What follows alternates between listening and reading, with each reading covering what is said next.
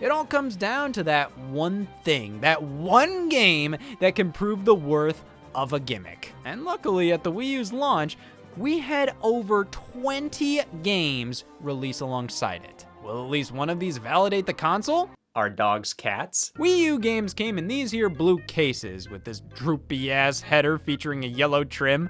A really odd direction to go in, especially considering this is fundamentally the GameCube box art template. You know, Nintendo's worst selling console at the time. Yeah, I'm gonna do the thing I did to get shot in the face again. It's like the world is out to get me. I don't think these are ugly boxes. Rather, they're just kinda lame. It feels like they wanted to ensure there was no way you'd mistake these for Wii games. But in doing that, they just ended up making these look awkward, if anything. The header continues over to the spine where we get this ridge that never lines up correctly with games surrounding it. The font on the spine constantly changes between a default one, also reminiscent of the GameCube, the actual stylized logos, and sometimes a strange middle ground between the two. The overall aesthetic just feels like it can't be taken seriously, which is just bizarre considering this is the console Nintendo wanted to win the hardcore back with, yet the box art design looks way goofier and kid-like than the Wii's. I don't know, I mean, I would be lying if I said I wasn't charmed by these boxes. I think they have a certain appeal to them, though my lord do I question some elements at play here. The discs themselves can hold up to 25 gigabytes of data, similar to a Blu-ray disc, though this is its own proprietary format. We can tell by how cuddly they are. My god, these things have the smoothest edges of any disc. They feel so nice in the hands. Now, why did they do this? Well, why am I doing this? It doesn't really matter because at the end of the day, it's all about what's on these discs, not what's around them. Gonna jot that one down for later. Let's finally start taking a look at the Wii U's launch lineup, starting with the most notable releases, those published by Nintendo themselves, of which there were 4 games: Nintendo Land, New Super Mario Bros. U, Ninja Gaiden 3 Razor's Edge, and Sing Party. Well, obviously we should ring in the new system with the deluxe sets pack-in. This is Nintendo Land. And this is a good idea. The Wii U's Wii Sports, huh? That sentiment alone caused many to immediately dismiss Nintendo Land.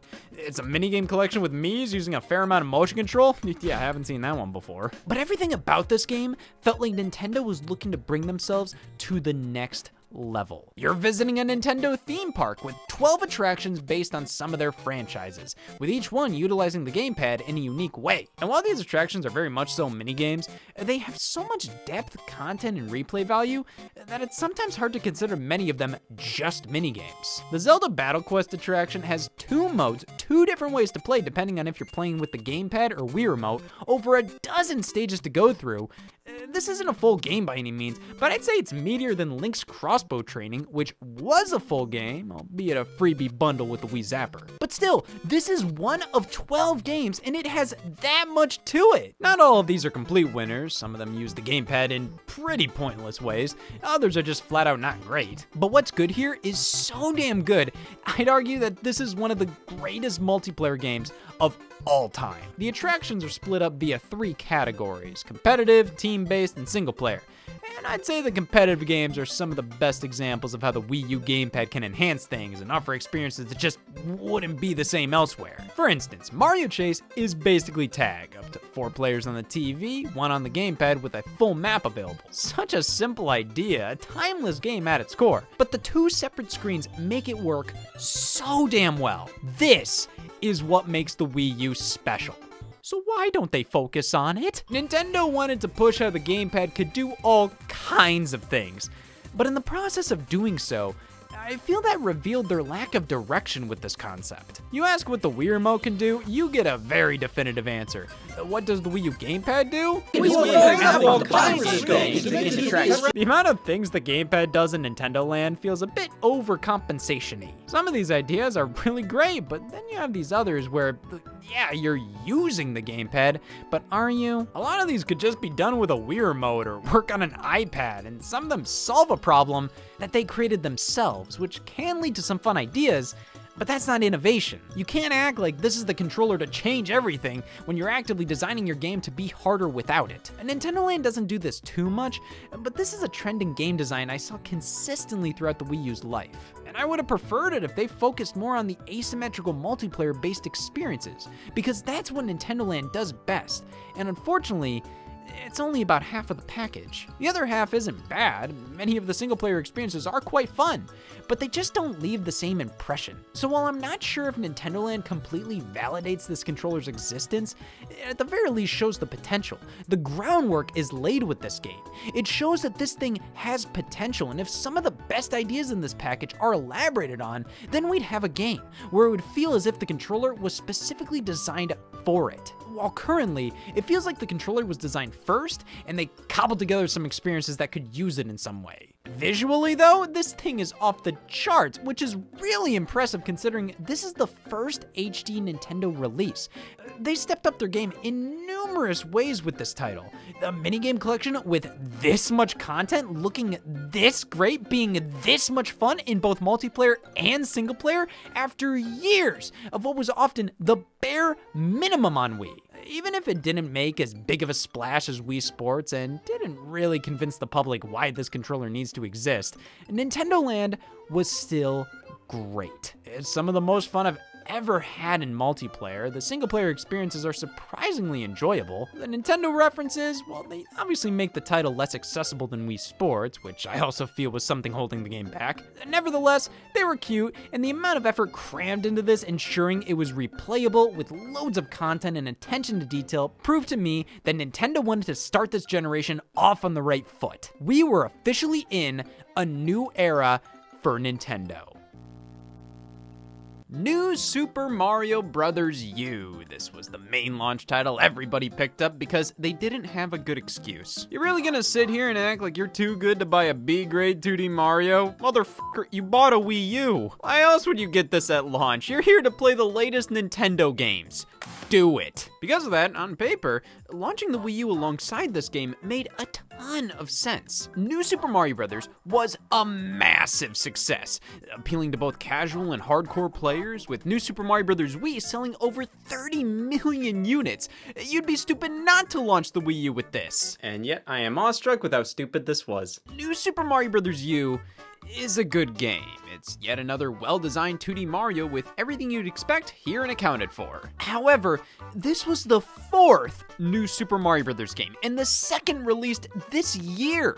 What originally made this series of games so enjoyable outside of the great design and control was how they were a return to classic Mario gameplay after being absent for over a decade. The Wii entry was a return to the format on consoles and introduced simultaneous multiplayer, and after just getting New Super Mario Bros. 2 on the 3DS, after getting a new mainline Mario game almost every year since 2006, it left New Super Mario Bros. U with a lot to prove. Why does this game exist? Why does it need to be on Wii U? Does it add anything that pushes the series forward? Those were some of my questions leading up to release, and Nintendo answered them.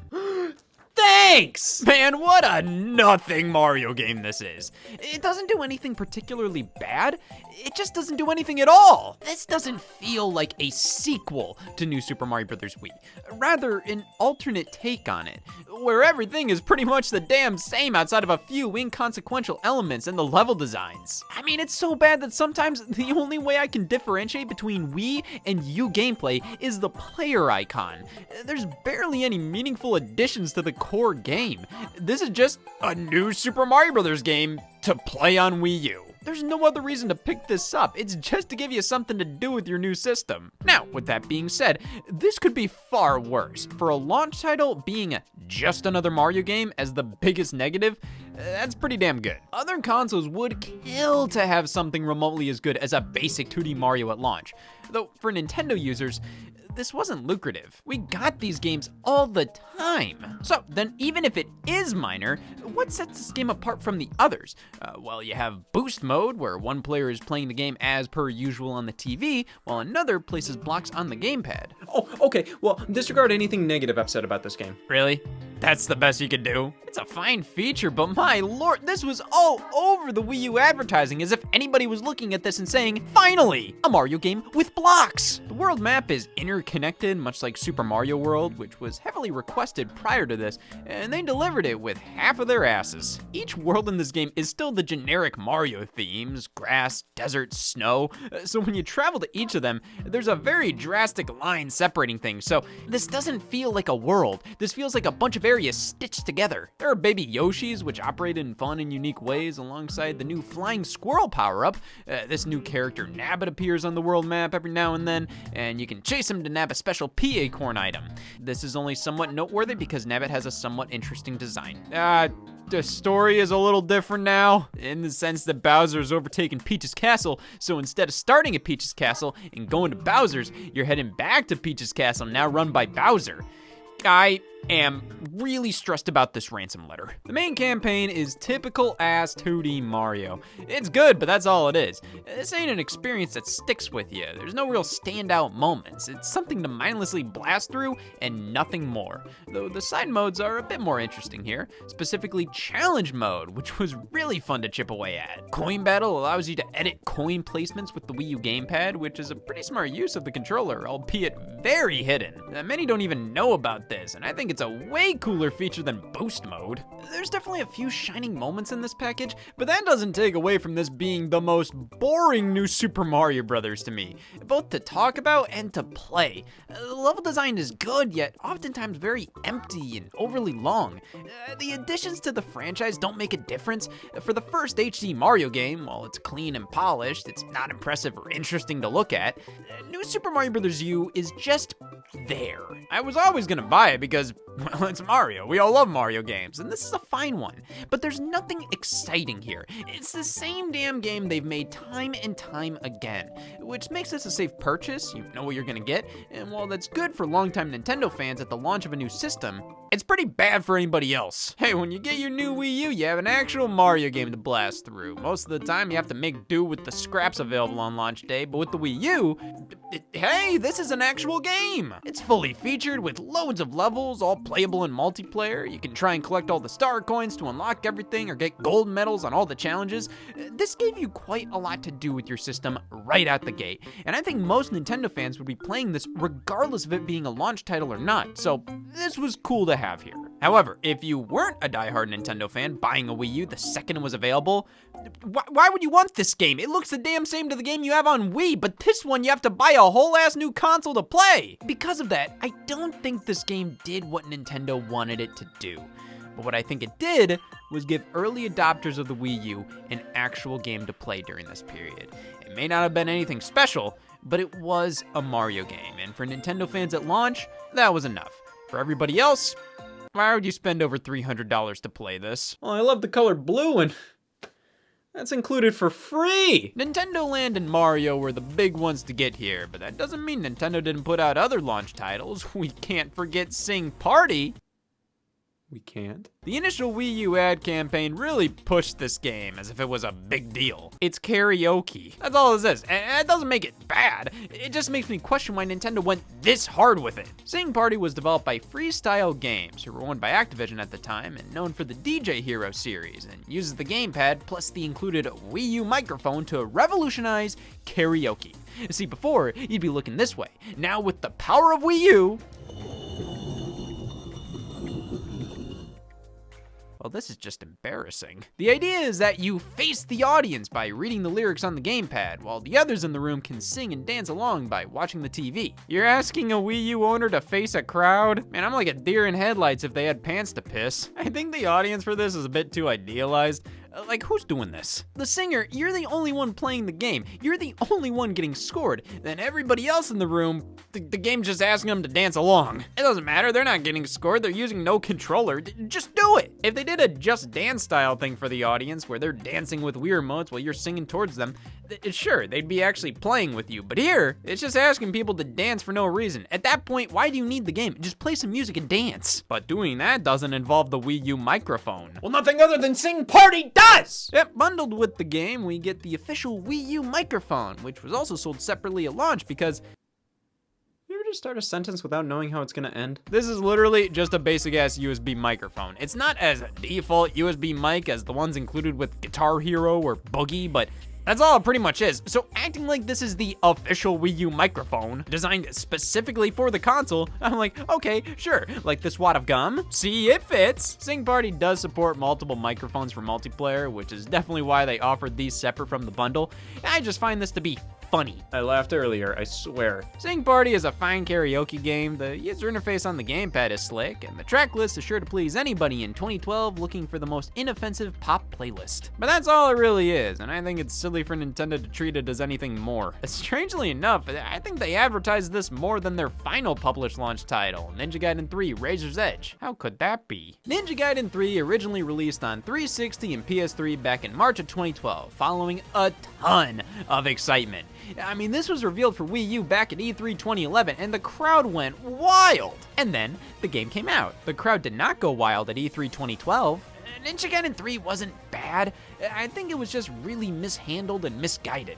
The series was known for being brutally difficult, and 3 aimed to widen its appeal by simplifying everything and making it far easier, which translates to, I can't stop drooling. yeah, it's pretty brain dead now and strips the core gameplay of the depth that made so many people fans of Ninja Gaiden to begin with. In the effort to appeal to more people than ever before, they ended up with a game nobody really wanted. But hey, this isn't Ninja Gaiden 3, no, this is Ninja Gaiden 3 Razor's Edge, an updated version that was actually announced as the Wii U version back in 2011. So you announced an enhanced edition a year before the actual game releases? Their foresight is incredible. Well, we got the better version exclusive on Wii U for a bit. While it did eventually release elsewhere, Nintendo published it on here, making it the 3rd M-rated title of theirs. Very impressive. At this rate, tomorrow they'll be eating solid foods. Razor's Edge is still Ninja Gaiden 3 at its core, but with loads of additions, tweaks, and enhancements to make the best out of a bad situation. There's only so much you can do,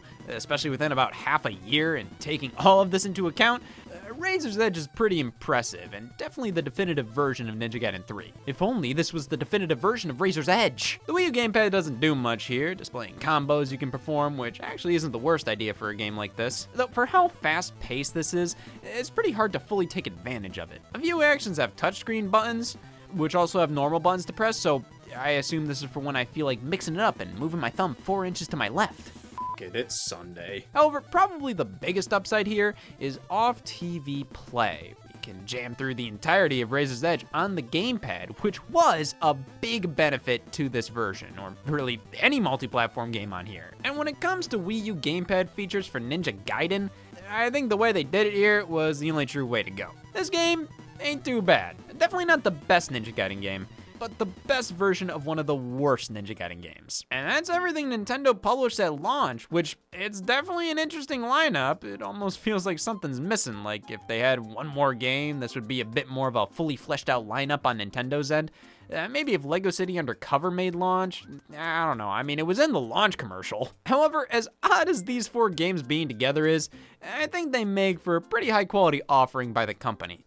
Nothing that I'd consider a system seller, but definitely a few must-haves for those who already owned a Wii U. But that's where the third parties come in, and nobody was more supportive of the console than Ubisoft, especially at launch, with their exclusive M-rated title, ZombiU. This right here was the biggest deal for Wii U owners.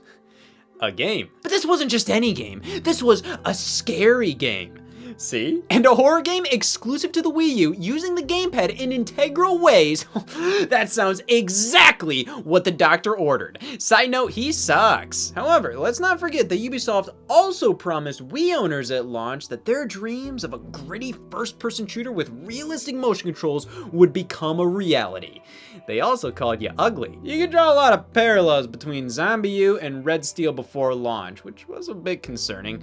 I mean, this game didn't turn out all too great, but ZombiU was gonna be different. This had so many unique ideas. This had potential. This was going to be huge. And what it ended up being was ZombiU. Much like Ubisoft's Wii launch title, Red Steel, ZombiU received pretty mixed reviews. This was a game with some incredible ideas, utilizing the unique features of the Wii U as much as it could.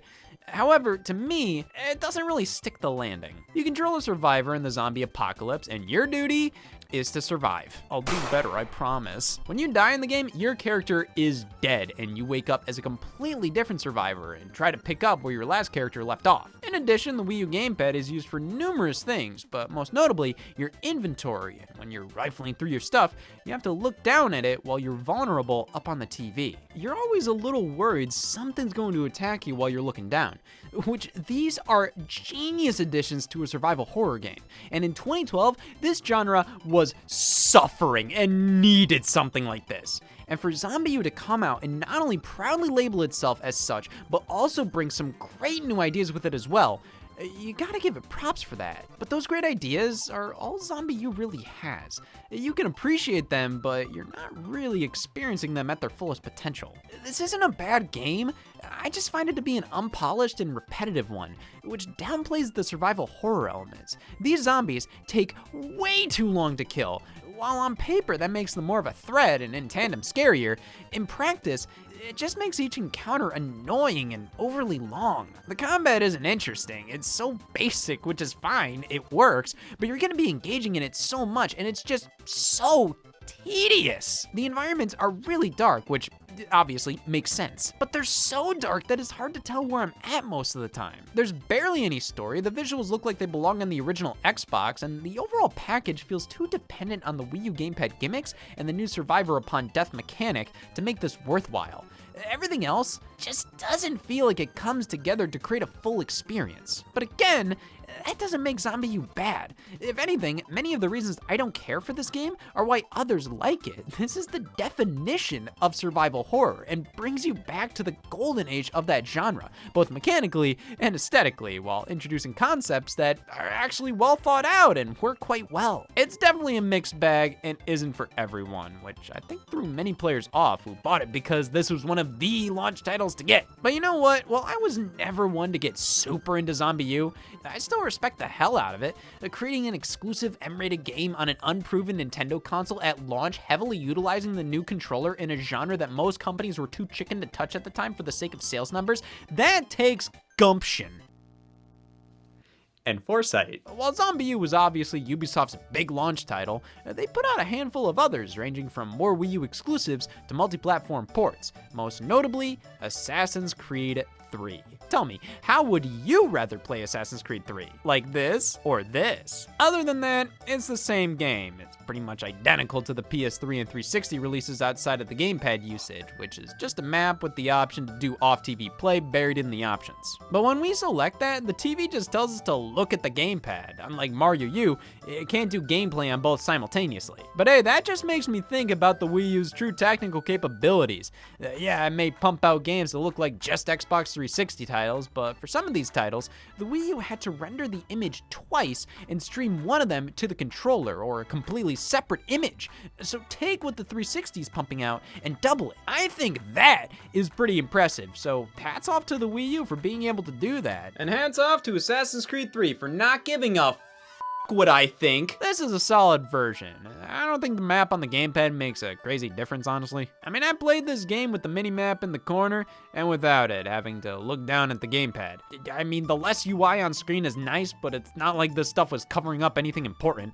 Plus, it was honestly a bit easier to quickly look at the mini-map than it is to look down at the controller. Yeah, it's less cramped down here and we can see more, but that was never a problem before. This works just fine. I'm thankful this is an option though, keyword being option, because I'm even more thankful this isn't forced upon you. It's a cool little bonus for those who want it, making this a perfectly fine way to play Assassin's Creed 3, though it does feel a bit shafted in comparison to the other versions. The Wii U game got all the DLC released a few days after the 360 and PS3. Those platforms also got collector's edition variants the Wii U missed out on here in North America. It just feels a bit like this version wasn't a priority for Ubisoft, which did make it hard to warrant picking this one up compared to the other platforms. But that's getting pretty nitpicky. At the end of the day, this is Assassin's Creed 3 on Wii U, and that's all it really needs to be. Much like Just Dance 4, Ubisoft's other multi-plat release. It's Just Dance 4 on Wii U. And this is Just Dance 4 with a hat. That's pretty much what this feels like. I mean, it's more Just Dance. So the Wii U version does have a few exclusive songs on the disc and the Puppet Master mode, where the gamepad user picks which poses for the players on screen to do. Not a bad use. It's a pretty cute addition alongside song lyrics appearing on here.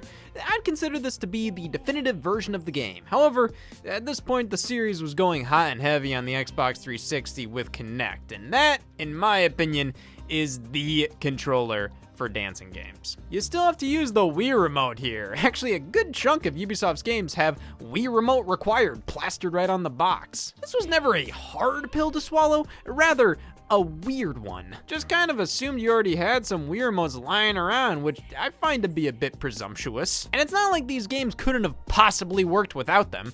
Just Dance, why not use the camera on the Wii U gamepad? Prop that sucker up and dance in front of it. ESPN Sports Connection, well, it doesn't actually require a Wii Remote to play, so they're ahead of me on that one. ESPN Sports Connection, because TBS said no. Seems like they added the ESPN branding fairly late into the game, as at E3 2012, they were marketing this as just Sports Connection, with that original title sometimes still appearing in-game. This is just a Wii Sports wannabe with the ESPN logo slapped on it, which doesn't charm me. Nothing about this feels like ESPN. Hell, nothing about it feels good. It's such a choppy, ass-rough collection of 6 sports. It has incredibly dumb gamepad use, forcing touchscreen controls for games like tennis. I've played worse Wii Sports knockoffs, but this one's just pathetic. Well, why stop at Wii Sports? Ubisoft also released a Wii Fit lookalike in the form of Your Shape Fitness Evolved 2013. This is basically Just Dance but focused on fitness. It's well made, but the gamepad integration is stupid as hell. You require a Wii Remote to do the workouts and the gamepad to navigate the menus, so you have to keep swapping between them with the TV screen showing nothing. If you're going to require the Wii Remote, why even bother with this? Just copy what's on the TV to the gamepad and advertise how you can keep working out without the TV. But no, if you want to see the worst type of gamepad use, look no further than having to use my sweaty fingers on a touchscreen after a workout, just because if I don't, then why the hell did I spend $300? This game's okay. But what's a Ubisoft without tumors? This is Rabbids Land, their last published launch title. The Rabbids made a name for themselves on the Wii, whether that was a good name depends on who you're asking, obviously. The wacky motion control minigame collection was a staple of that system, and the Rabbids were kings of this domain, so after Rayman Raving Rabbids was a smash hit launch title on Wii, no matter what, we were getting Rabbids day one on Wii U. Rabbids Land! Interesting how the Wii U had 2 minigame collections based around theme parks at launch, and only 50% of them were worth a damn. You know, Rabbids Land isn't the worst, it actually has some fun ideas on how to use this thing. Pretty much every minigame is based around asymmetrical multiplayer, and they can be clever and interesting concepts that actually end up working quite well. Problem is, there's only 20 games, and the method you play them is via this game board, a la Mario Party. And this board is one of the most boring designs imaginable, plus, it's the only one! Even some of the worst Mario parties have a couple to choose from, but Rabbids Land only has 1. And 20 minigames, while a game like Mario Party 8 has 6 boards and over 70 minigames. This is just a really light and dull package. It's not of low quality. It has some good animation, some fun ideas and minigames, though they're just minigames. They're fun that first time, but that's not gonna last, especially if the glue holding the games together is so lame. I can't imagine anybody playing this for more than an hour anytime after the Wii U's launch. I continue to push the bar. But I gotta hand it to Ubisoft. They supported the hell out of Wii U. Even if most of their releases were a mixed bag, you could at the very least tell they cared and wanted to take advantage of this console's unique capabilities, which is something Warner Brothers did as well with their launch games, headlined by Batman Arkham City Armored Edition. What we have here is basically an enhanced definitive edition of Arkham City. All of the DLC is included alongside some new Wii U features that are shoved down our throat. If you're not a fan of using the gamepad, well, I know what your personal hell looks like. No Wii U Pro Controller support. The lack of an option to just play the game as it was on 360 and PS3 always bugs me. Like, these additions are cool, but there's no reason to act like they're necessary. The game worked fine on the other platforms with normal controllers, so why force it here? Well, they had to do something to get you interested in a year-old game. This released elsewhere in October of 2011 when Arkham City was announced for Wii U at E3 that year. People cheered and then realized what that meant. Yeah, it's cool the Wii U is getting this game, but if the console is releasing in 2012, am I going to care by then? So in came Armored Edition, featuring the BAT mode. Oh my god, that sounds incredible! After the initial excitement from seeing 3 letters, I soon realized what this entailed. Nothing. Bat mode is just a mechanic where you fill up a meter in combat and then can unleash it to be stronger for a limited time.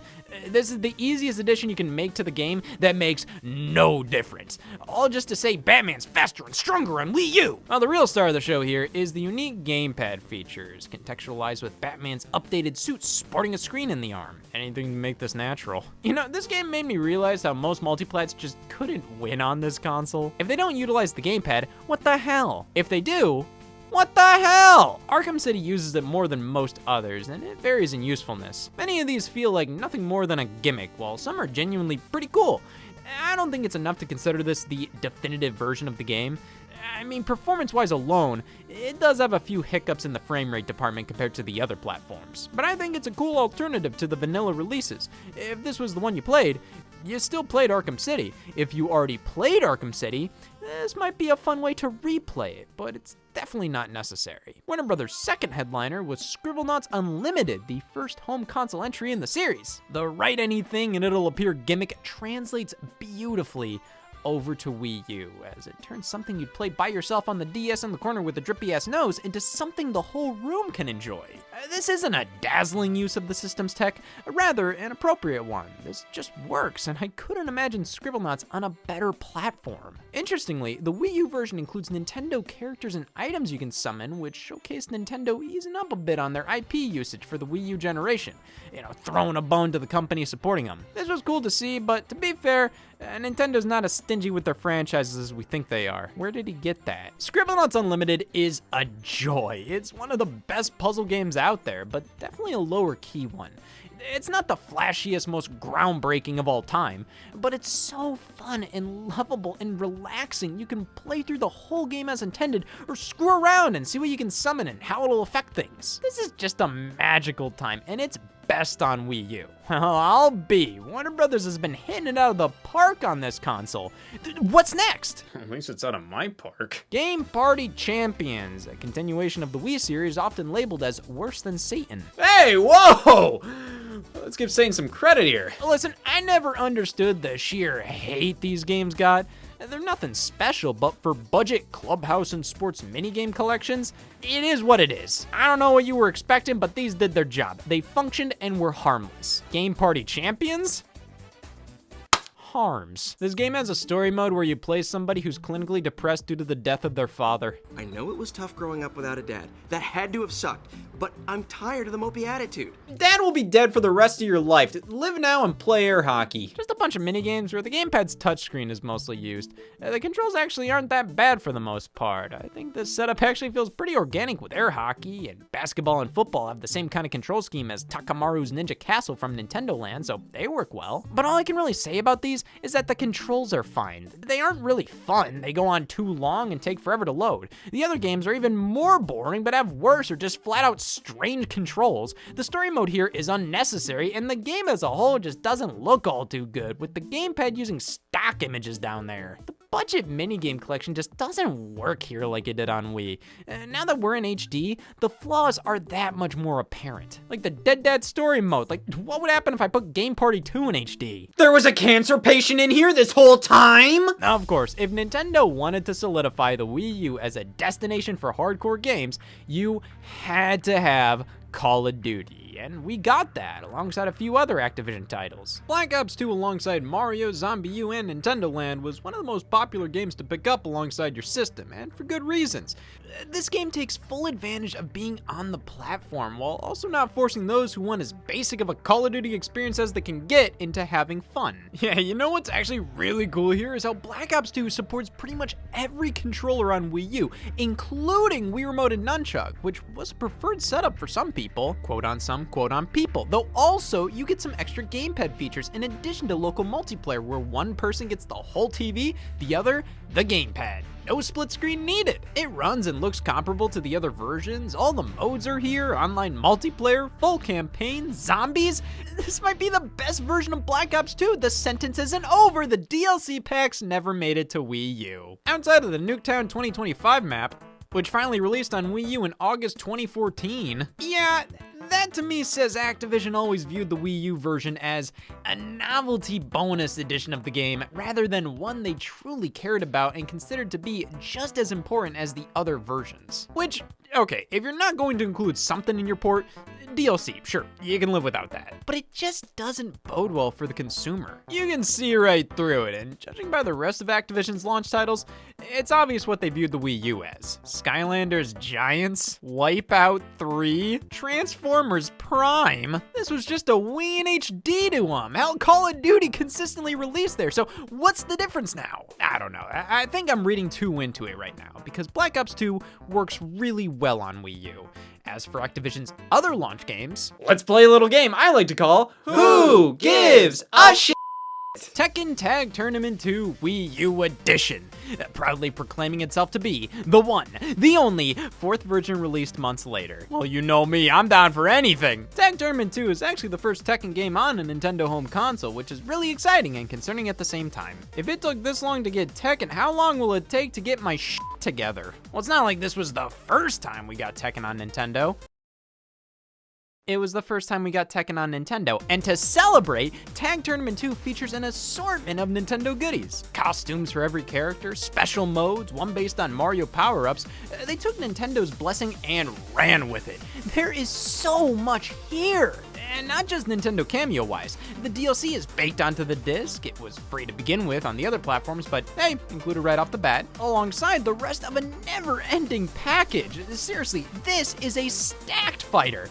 It may have been the only in the genre at launch, but did you really need anything else? The unique features of Tekken on Wii U, though, focus more on the Nintendo fan service side of things, rather than taking advantage of the console's capabilities. You can do off-TV play or have more complex moves as simple touchscreen commands, which is a nice feature for newcomers, though in a local multiplayer setting, the fact that only one player has the gamepad makes this pretty unfair. But it's completely optional, and in my opinion, only adds to the package.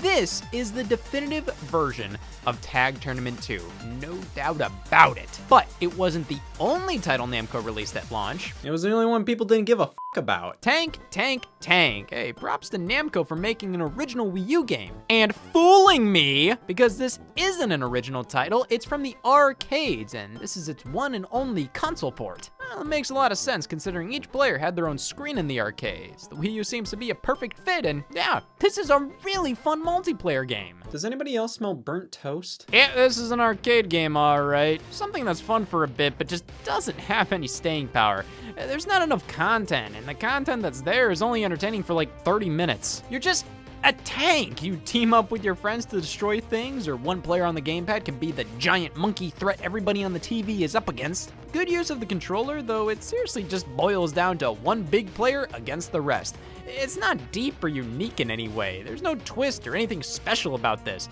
In fact, that's the best way to describe the game as a whole. Quick, dumb fun that's not special at all. It's honestly a crime this was sold for 50 bones at launch, and makes a lot more sense as a free-to-play download, which is what Namco offered it as a few months later. Tank Tank Tank can be fun. There's just nothing to it. Well, surely Epic Mickey— Oh my god! Epic Mickey 2 The Power 2 strangely wasn't confirmed for the system's launch for a while. I mean, it was announced in spring of 2012 as a multi-platform release. Wii, Xbox 360, PS3. You'd think with Epic Mickey 1 being a Wii exclusive, and now Epic Mickey 2 coming to HD platforms with the gimmick of the game revolving around Mickey's paintbrush seeming to be a perfect fit for the gamepad's touchscreen, a Wii U version was an obvious choice. Hell, I'd say on paper, it would be the definitive edition. In reality, it was stated that a Wii U version was not in development in April of 2012. So then what the hell happened? Oh, that the hell happened? This is a bad port of the game. Frame rate problems are everywhere, and it runs better on the Wii. And what advantages do you get on Wii U? No off-TV play. You can't use a Wii Remote and Nunchuck in single player if you want, which is the control scheme the game was designed around. You get a map down here, but with the game designed around co-op, you'd think this would be used for your own screen. Nah, we still have split screen like some kind of not Wii U. This is horrible. It's obvious this was rushed out to meet the launch, and not only does it barely take advantage of the Wii U, it just doesn't run well, on top of being a pretty damn lame game. Man, I need a pick-me-up, and thankfully, I think Sonic and All-Stars Racing Transformed does a fine job of that. A real solid kart racer. To some, it's even better than Mario Kart. No. It's a great Mario Kart substitute or alternative for just a quick change of pace, but when you have both available, why? You really want to be that guy at a party? Well, to be fair, you can do 5 players on one console with Sonic with this Wii U exclusive feature, plus play around with a few modes designed specifically for this version, focusing on asymmetrical multiplayer. Yeah, music to my ears. I think that's what the Wii U does best, and while these don't make the Wii U edition of the game an obvious must, I mean, the PC version runs way better and has a ton of exclusive characters, but this is still a great addition to any Wii U owner's collection. A solid as hell racer, one that can definitely satiate those waiting for Mario Kart. But then you have 3 games so forgettable that I forgot them. Darksiders 2 was actually one of the first Wii U games ever revealed at E3 2011, but it always kind of felt like a pretty lame game to point at and say, look ma, the Wii U has games you don't want me to play. But it's a solid game, one that's obviously inspired by Zelda and God of War.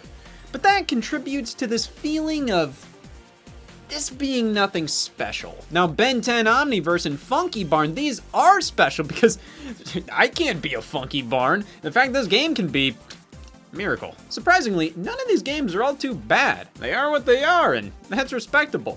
Though just because I respect you, doesn't mean my brain won't forget you the first opportunity it sees.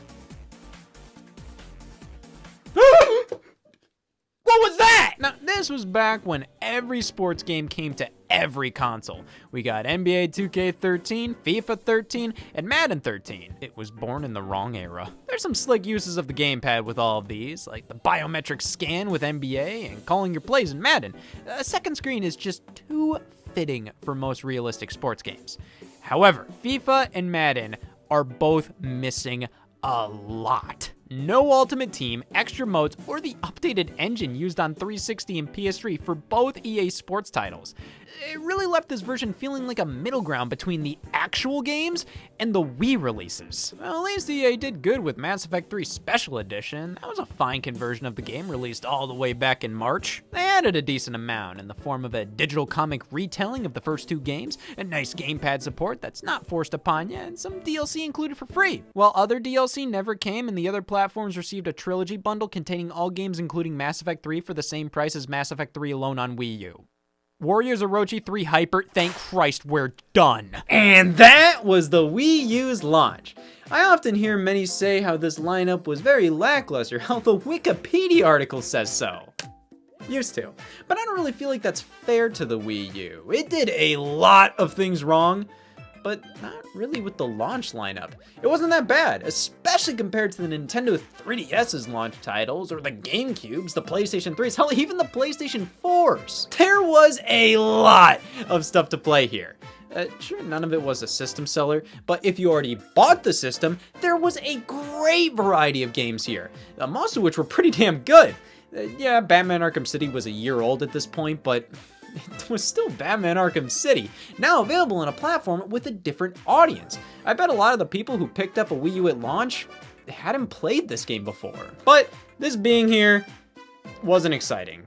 Really, none of the launch titles were. And that was the biggest problem with this lineup. The multi-platform games weren't a graphical step up from what we got elsewhere. So the only potentially exciting thing about the Wii U versions of these games was the gamepad use, and most of them used it in acceptable ways, but that's not exciting, nor is it necessary. The core exclusives were pretty good. Worth buying a console for, though? I don't think so. Oh wait, we did get some cool Nintendo eShop exclusives at launch. Little Inferno, Trine 2, Mighty Switch Force Hyperdrive Edition. If you were an early adopter of the Wii U and you were bored, why? I can't imagine. You must have been in a coma or something, which would be the worst thing to deal with during prime Wii U hours. Oh man, I told him he shouldn't get stabbed.